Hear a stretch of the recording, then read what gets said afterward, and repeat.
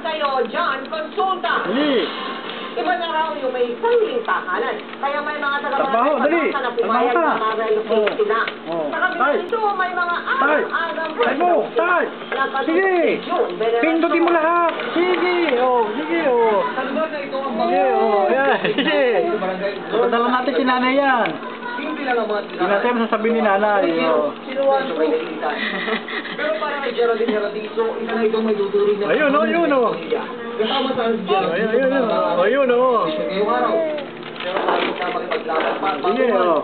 Mas pinili na niyang iwanan ang kanyang tinitirahan at lumipas rin sa Tornate area. Tingnan natin kung paniniwala tayo ni nanay. Hindi ko na mangamba na matulong pa kami.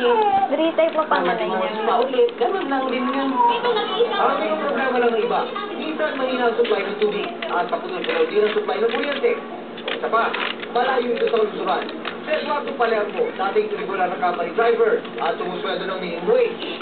Pero napilitan siyang mag-resign dahil ang kanyang kita ay kinakain ng mahal na pamatahe mula sa kanyang tinitirhan.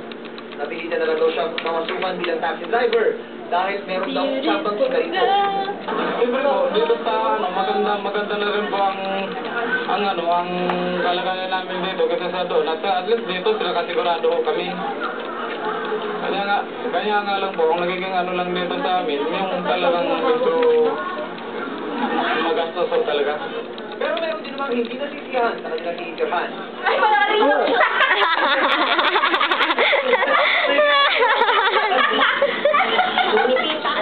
Oh, sige na. Oh, papanoorin ka na. Panonorin na kita. Mabilis na. Oh, ayan, oh. Ayun, number mo, oh. Ikaw nag-type nun eh. Oh, ikaw nag-type nun, Queenie. Mabubuhan, Queenie yun. Lolokohin nga lang, nanin mo ang mamang bro eh. Padadala sa chat. Wala na, narinig na. Trabaho, ayun, oh. Narinig na. Ayun, mo, hi, mama.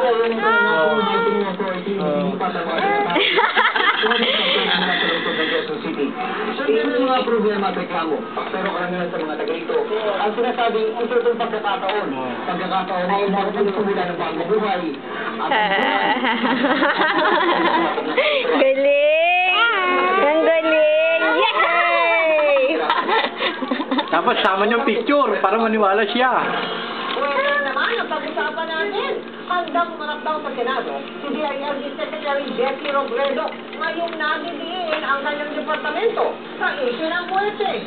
Kasabay nito, hinamon ni Robredo ang mga lokal na opisyal